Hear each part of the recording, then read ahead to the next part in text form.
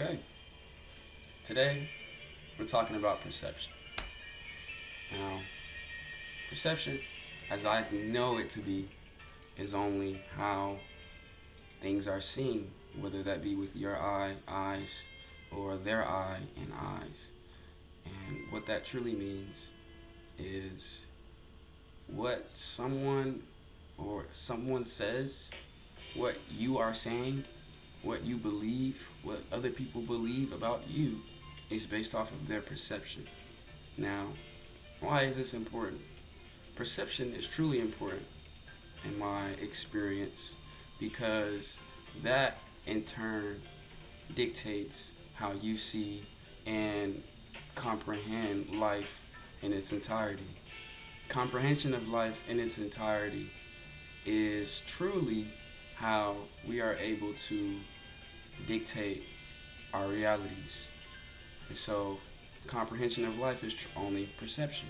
Once again, perception is how we're able to dictate our realities, or comprehension of life and its events is how our realities are dictated.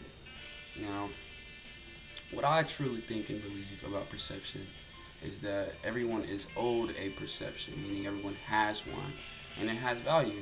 Your perception does not weigh more or less than the next person. That's where we get confused about, and we misuse perception, and we feel as though we're able, if someone has a stronger belief in their perception, i.e. a stronger ego in a perception that they've experienced, you believe that you can impose that upon others if their belief and their ego isn't strong enough, which isn't true, in a sense of which isn't right. So being true and being right are cohesive, as they are the same. Now, the way perception works is this person's trueness could be due to their perception, meaning due to their own perception, they believe what they are seeing to be true, which is true. What you see is true. However, the weight of somebody else's perception could mold that truth on a wider range and a wider spectrum. So we want to get to a idea, more so a practice, and I most definitely have been doing this, and more so just kind of seeing it enact itself as of late, because of when you are battling with your own perception and trying to change your own perception around people that have built your perception is very triggering, because this is your ego that you're also battling with, as well as their egos that have helped build and reinforce your beliefs in your ego. So going back and forth with someone about their perception, it sounds pointless when I say it out loud, and I hope that you guys are able to convey that and feel that from how I was even bringing it up, because that's essentially what it is, because there's no direction as you're both coming into each other's perceptions, and you trying to tell someone and they're more or less right, especially if you have facts and they're negating it. Their beliefs are just too strong in a sense, and so they'll have to sit. But it's not up to you to orchestrate that if they're not allowing you to, right?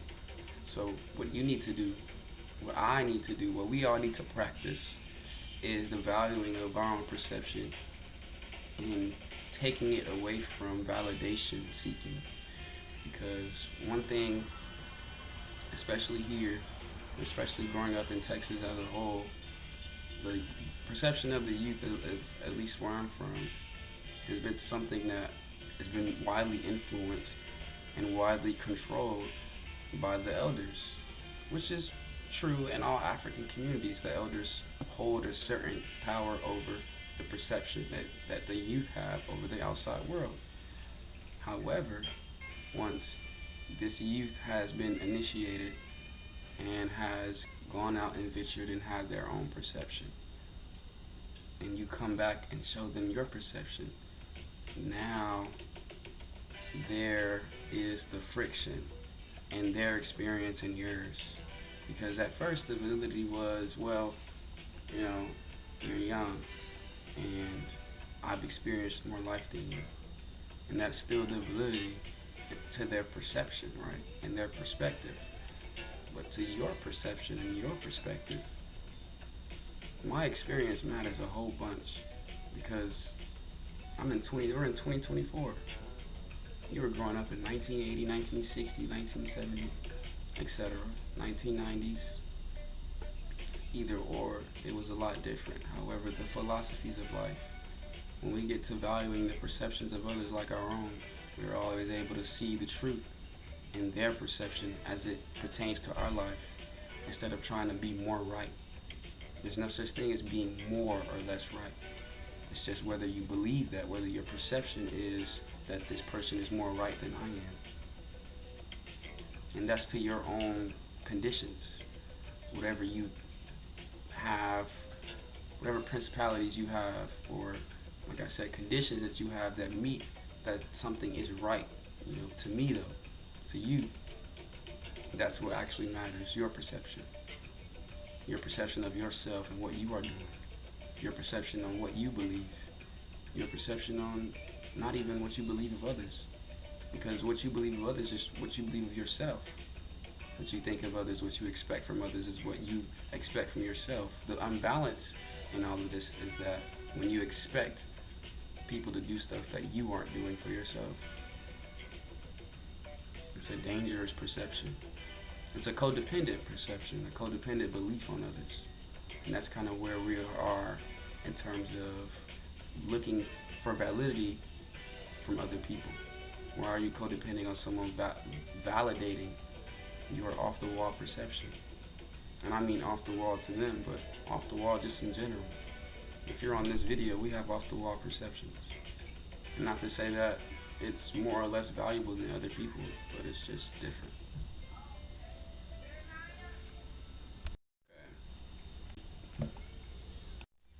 Okay. So yeah, if what you know to be true is within you already, you'll see the trueness in other people. That's the mastery of perception, is when we're able to recognize the trueness and validity of others because we have that within ourselves. And so how you're able to master your own perception of yourself entails being truthful to what it is that you know to be true about yourself, whether that be on a light spectrum or the shadow spectrum. But regardless of who you are, if you're being true, then your light will constantly be cast.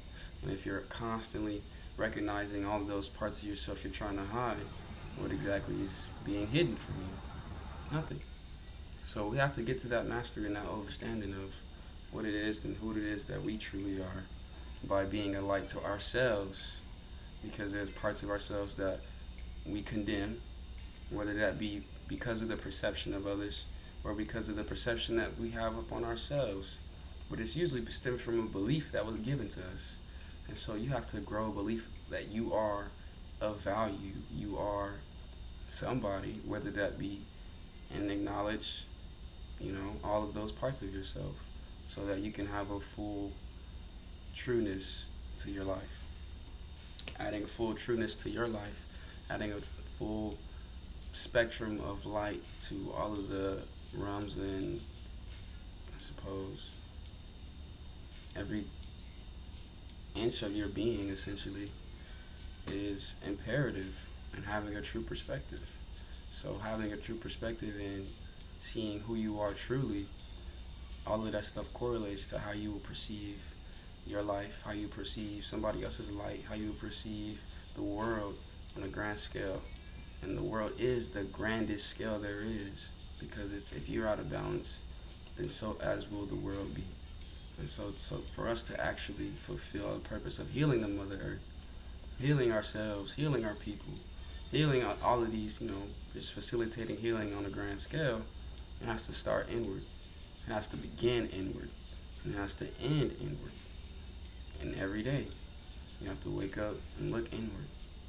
And that's how we're gonna be able to progress towards mastering our perception of the world, by constantly looking inward, constantly loving it, every realm and piece of our being. Because in reality, if I'm constantly looking at another person to tell me how good of a person I am, I'm truly dependent on that person's perception. And where is that gonna get me? In its trueness, where is that gonna get me? It's gonna get me constantly debating with myself with the perception of somebody else. And all those other voices are gonna drown out your true self and your true perception. What you actually need to be hearing, your intuition. And we get that by just constantly sitting with ourselves. We build that by constantly trusting in our inner light and our inner alignment and our inner purpose.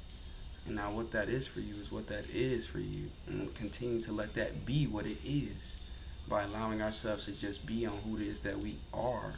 That's how we're able to manifest what is and what needs to be. And so by continuing that, practicing that constantly, and I mean constantly by continuing to remind yourself that you are present and that you need to be, and simply be who you know that you are, and maybe even discover who you didn't know that you could be. And so that just goes back into trusting. You have to trust and surrender to your higher self, into your higher perception, into your higher intuition, into your ancestors' guides, into your spirit guides, into all these other things and all these other faculties that assist us on this ascension. And so to truly be assisted, we have to truly be at peace with our perception. How you see things is just how you see things. And if you would like to change or mold that, do that forward. You don't do that by looking back and resenting everything that you've experienced up to the point that you are. Because everything that you experienced up to that point is who you are. And so if you hate that, you hate yourself. And self-hate is the worst enemy of progress. Because it makes you feel like you don't deserve it. And I'm looking at you right now and I see a person that deserves progress. I see a person that deserves moving forward. I see a person that deserves to be present. And so we got to continue to uplift ourselves, right? Like I'm saying that I'm looking at you, but in reality, the only person that's looking back in this camera is me. And so it's just like, in a sense, this is me fixing my perception, me allowing all those thoughts that I have to be reflected back onto me. And if I like what I see, then I like what I see.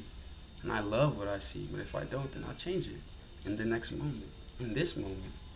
The next moment was this moment. The next moment is this moment. Constantly being present. Every moment is present. And you can be present in a past moment, but you can't be present in a now moment if you're in the past. So we must recognize where it is that we are, especially in our lives. I'm sure at a point in time when you were 13, that was the most present you have ever been in your life. But today, make it the most present that you've ever been in your life so that you can mold your perception to that of your higher self. And really just allowing your higher self to come through and mold your perception, which is just you. And appreciating everything that you have allowed yourself to experience. So you can truly allow yourself to grow into who you need to be. Because if we're growing who we need to be, there will be no resentment to who we are. And so hold that to yourself. Love yourself for every step you take. Love yourself for every step you don't take. Because it all serves your higher purpose. Whether it be positive or negative is based off your perception. And all of positive and negative things have their power. And acknowledging them brings them to light. And light can't be negative. It just is. So allowing it to just be is the best possible philosophy. Peace.